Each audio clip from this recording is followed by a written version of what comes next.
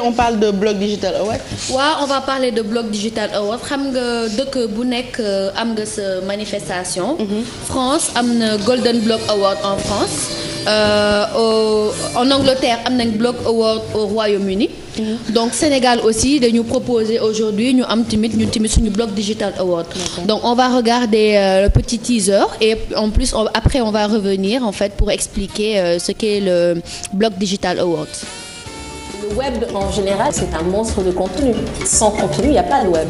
Plus ou moins 700 millions de téléphones portables qui effectuent un nombre incalculable de recherches. Donc, c'est vraiment important d'avoir du contenu local, ciblé et pertinent. Les Africains éduquent les Africains avec du contenu africain. Développer du contenu pertinent, du contenu local pour apporter des réponses aux populations locales.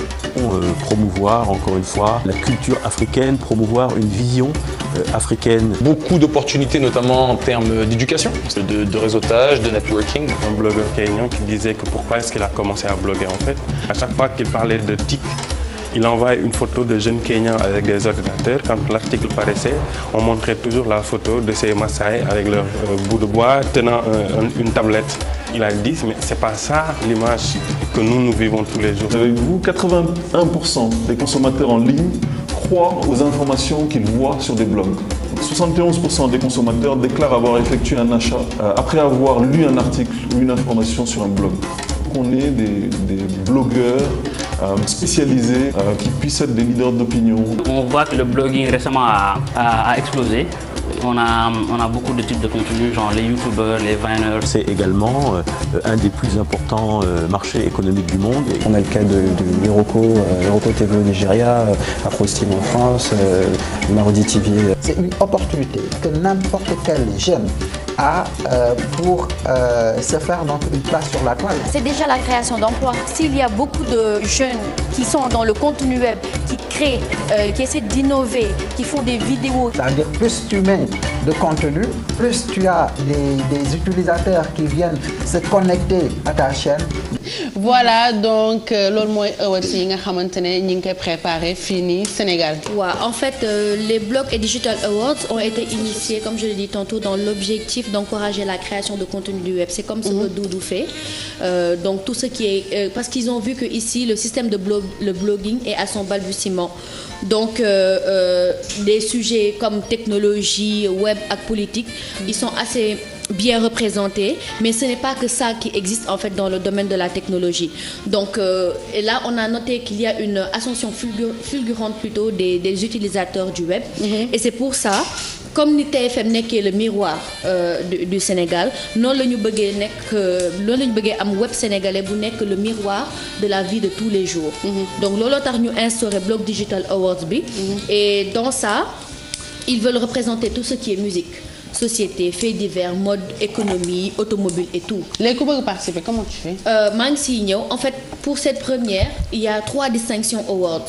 Il y a le best blog ou webzine, c'est la rubrique qui récompense le meilleur blog ou webzine. Webzine mooy site quoi, de l'année précédente. Il y a les community stars qui récompensent la meilleure page Facebook et pour chaque distinction am na ay nominés, 20 nominés. Et il y a aussi le blogueur de l'année qui récompense bien sûr le blogueur qui a marqué l'année de par ses actions. D'accord. Donc il y a un règlement bien sûr. Il y a le vote du public et des juges. Donc le public peut voter pour le blog et la page de son choix. Et les blogueurs ou administrateurs de page peuvent voter pour eux-mêmes.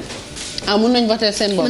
Mais benn yoon ngay voter. Les votes seront arrêtés 2 jours avant la délibération parce que l'événement aura lieu le 19 mars. Mais le vote sera arrêté au 17 mars. Voilà.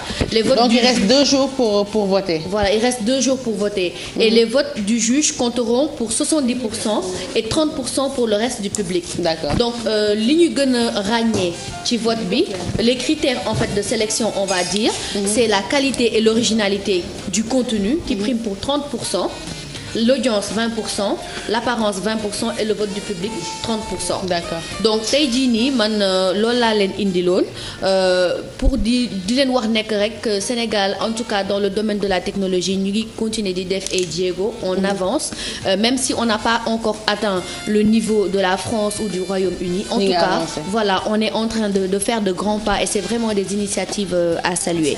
Voilà.